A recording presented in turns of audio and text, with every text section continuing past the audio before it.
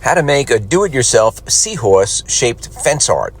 Now, I started with a piece of PVC board, and I found online a Seahorse Design that I liked, and I just blew it up and printed it out on a bunch of 8.5 by 11 and traced it onto the board, then just used a jigsaw to cut out the basic shape. This is not a very difficult project, and the end result comes out looking really nice and being weather resistant. So this is the shape cut out. I then used an angle grinder with a flap sanding wheel just to trim down the fin, just make it recessed a little bit.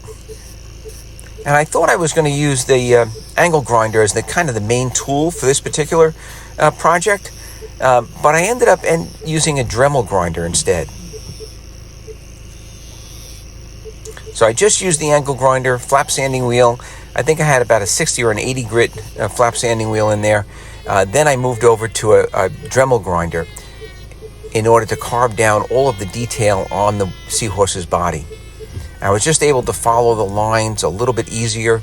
It probably took a little bit more time. I think total in this project I probably have 2 hours.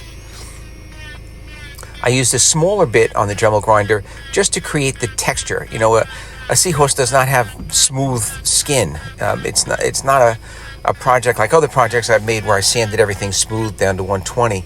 This one, you really wanted to leave the texture or create texture.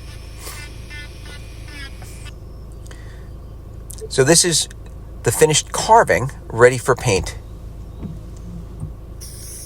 And I'm just using spray paint.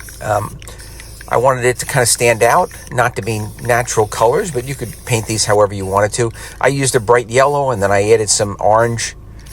It's all to your liking.